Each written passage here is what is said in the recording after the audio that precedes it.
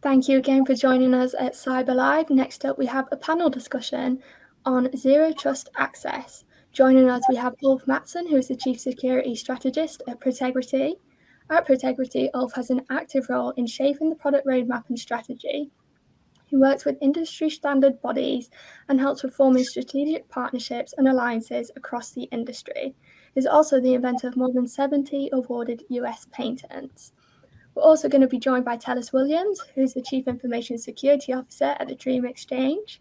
He has over 25 years of experience in varying levels of information technology and security and holds a Bachelor of Science in Electrical Engineering. He's a frequent speaker at numerous executive information security conferences and serves on the Secure World Advisory Council. Welcome to you both. Thank you. So we've got quite a lot to get through, so I'm going to jump straight in if that's okay. I'm going to start with you first, Tellis. So could you tell us a bit about what Zero Trust Access is and why is it so important? Zero Trust Access gives us an opportunity to protect data, in particular our more sensitive data, by adding elements that again, removes us from just this trust factor of every day our employees are walking in and just doing the right things and not making mistakes, but add other elements surrounding their identity that allows us to be assured that there is the relationship between that person and the data and is the correct access. Great, thank you. And so, Ulf, what would you say are some of the biggest challenges with trying to establish a Zero Trust Access framework within a business? The largest challenge is actually getting started. The largest challenge is actually doing all of the necessary requirements and structuring your data and understanding where all of your data components are. Understanding where your more critical data is most important. So doing an analysis and assessment first of where your data is. Organizations like to coin it as a crown jewel project, right? Where you are finding where those crown jewels are within the organization. That is the most difficult part. Adding the elements of tokenization and all of the other elements that we attribute to Zero Trust happens after you've structured your data in a way and know where your data is. So the largest part is just filtering through and finding all of your data, knowing exactly where it is, who has that access, what levels of access are there, what levels of access need to be there, who needs to be there, and then adding the Zero Trust elements around it. Right. And Ulf, what do you think some of the biggest challenges are? I think it's a change in culture. I agree that first we need to find the data before we start to protect anything. We need to classify that. When I say it's a change in culture, we have been living for many years in a mode of trust but verify. But no, not longer. We need to reverse that. First, we verify, and then we trust. And the guy came up with this about 10 years ago. It was Jon Kindervag. When he worked at Forrester, I'm sorry, when he worked at Forrester, he said, why is this not working? Something fundamental is wrong. So he invented Zero Trust. And he said, we are segmenting networks, but what is happening after we let the user in? So he started to think about Zero Trust. And challenges, we need to go deeper. We need to set up a policy that is saying, that is defining how we should validate the user before giving trust. So I think the policy, setting up that policy on the data we found and implement that is the biggest challenge after the culture shock. Great, thank you.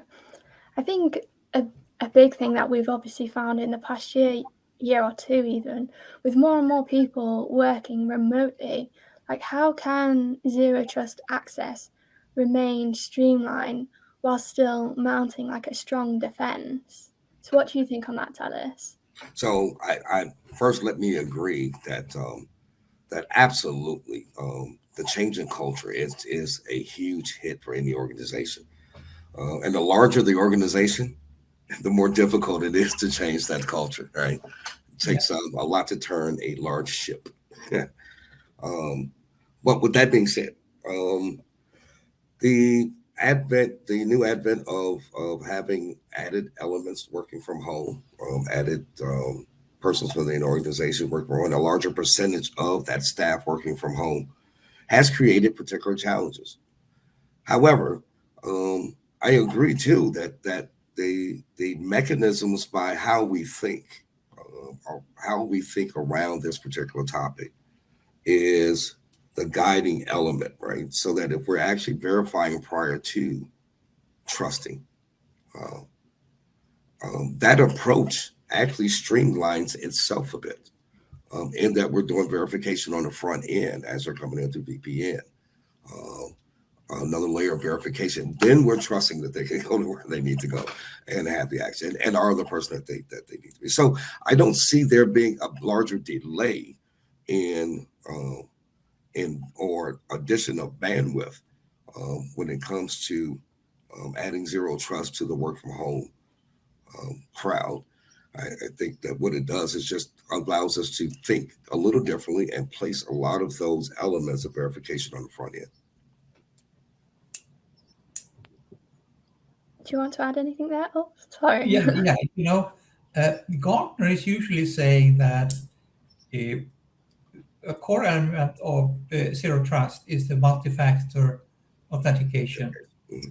And they are recommending that for all administration and for remote access as a baseline.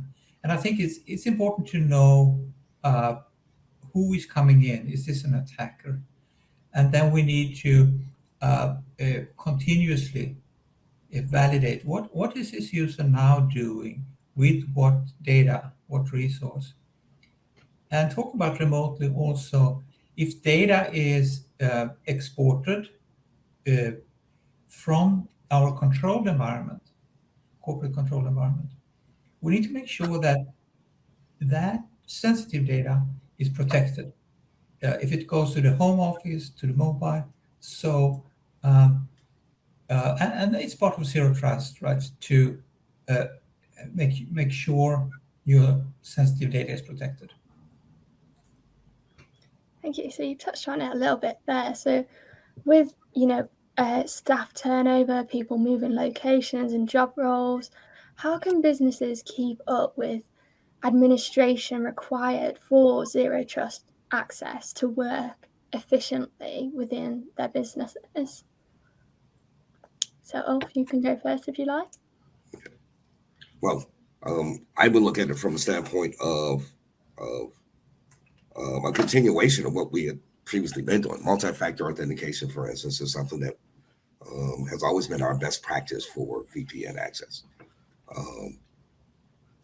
So when you start looking at those elements and you're placing those elements of tokenization around data, added elements of protection around the data,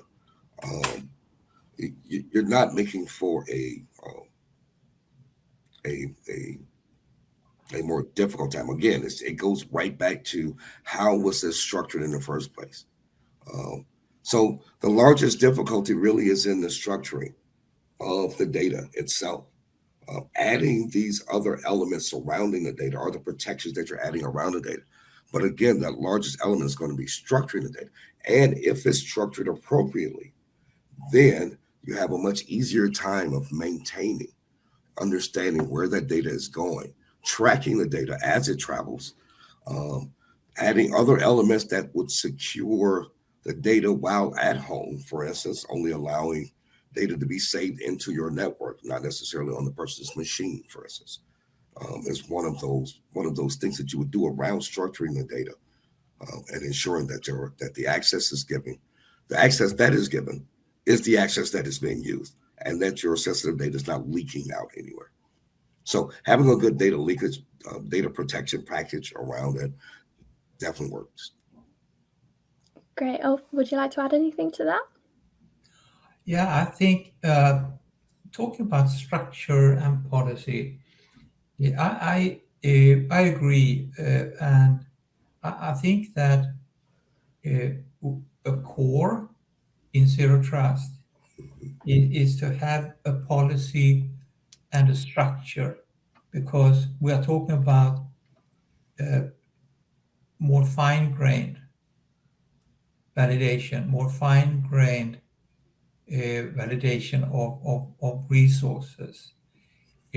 So it's critical to not just doing the multi-factor authentication, replacing your VPN or software-defined perimeter network. It's even more important to go deeper into the structure and the granular validation, your policy.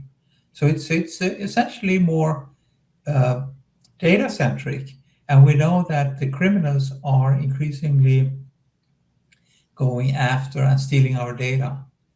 So it's very timely to now, 10 years after, start to apply John Kindervag's Zero Trust principles. Absolutely, I agree. So how easy is it for businesses to scale a Zero Trust network without opening up their company to an attack? So Talis, would you like to go?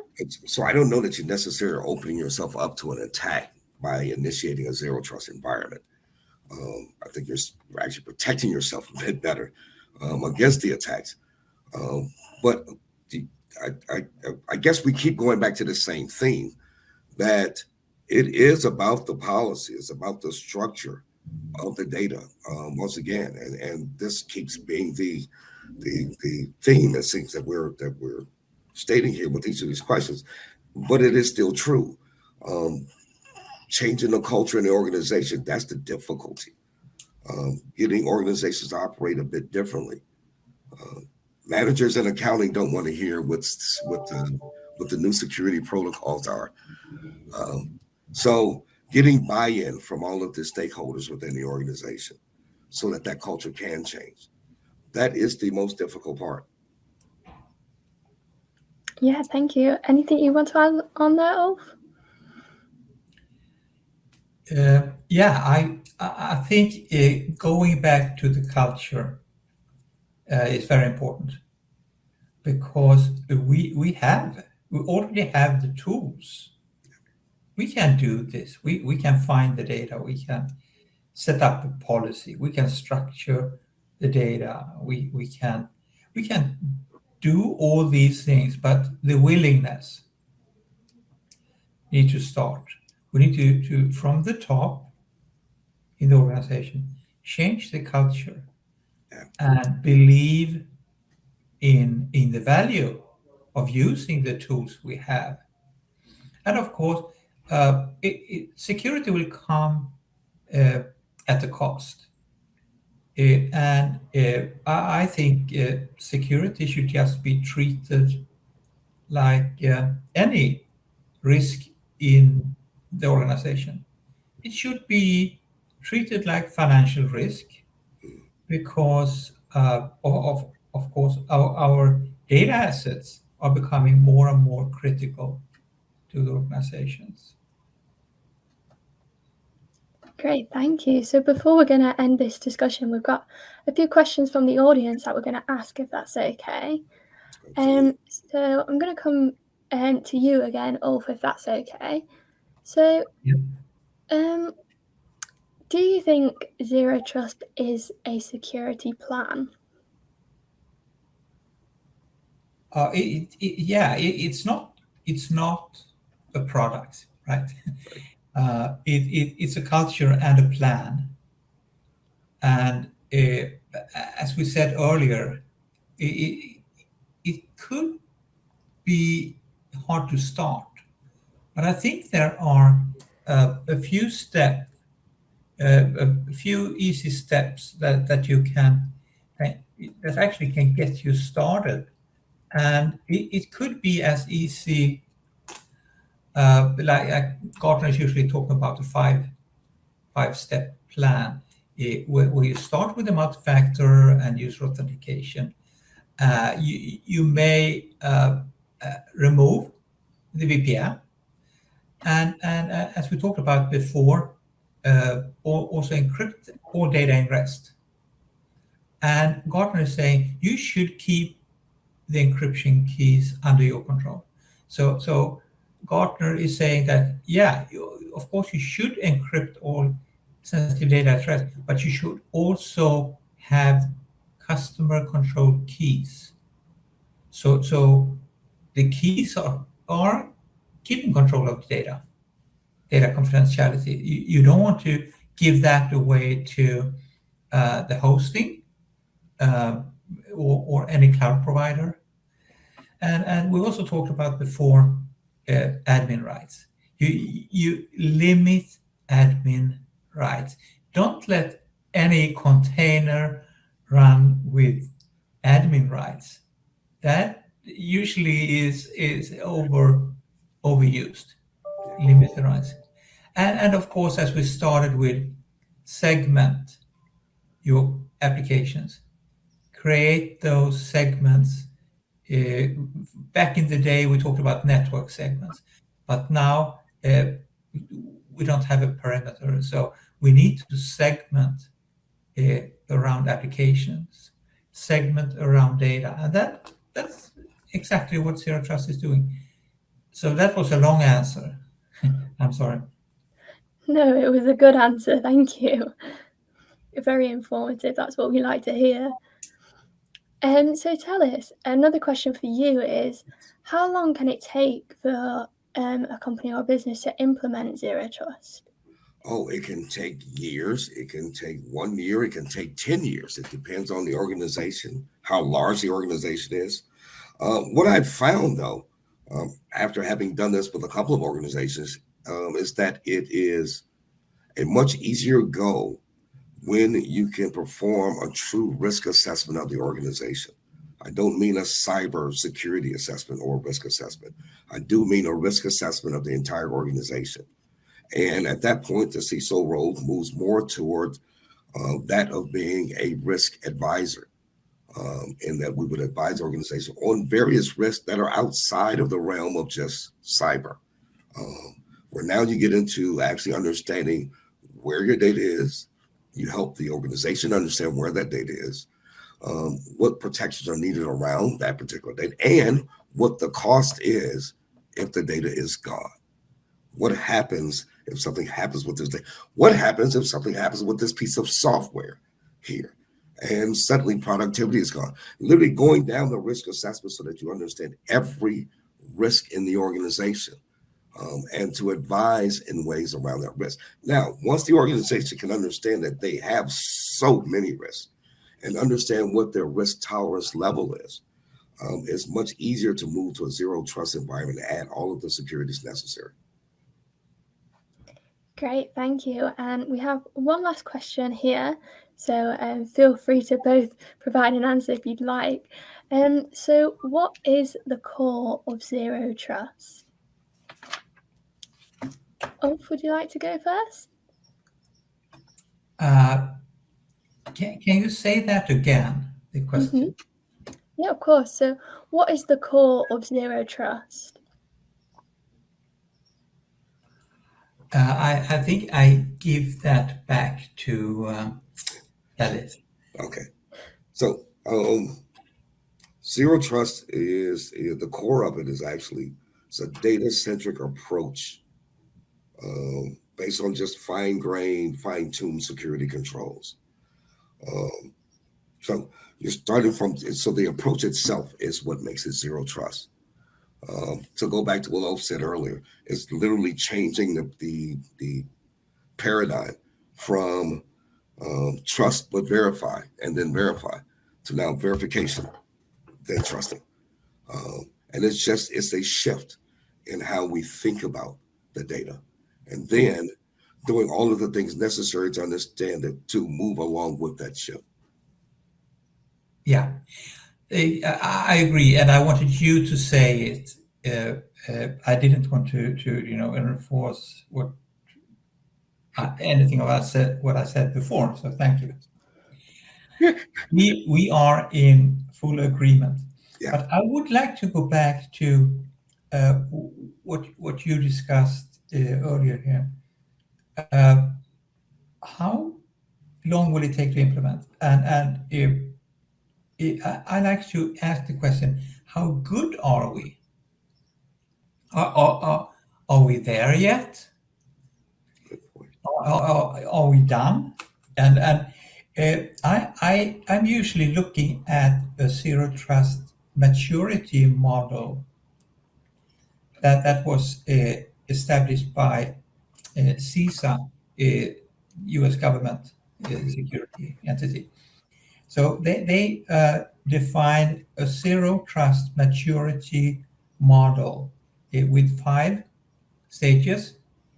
So that they measure where you are in 5 stages, from starting to define a project surface all the way down to build the architecture and then monitor and maintain.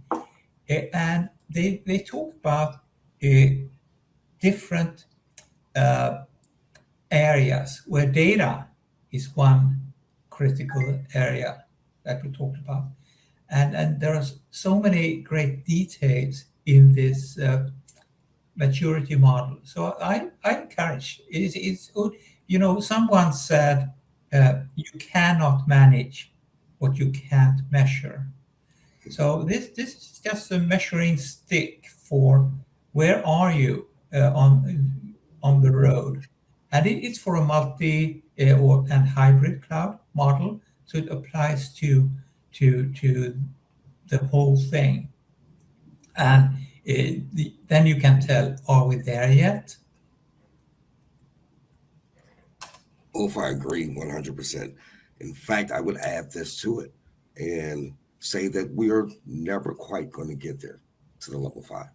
The reason I say that is because we're constantly, by the time you get to that point, you're constantly asking the questions of, are we there yet? Which will always be an answer of no, because there's always something else that you can do, especially in changing times.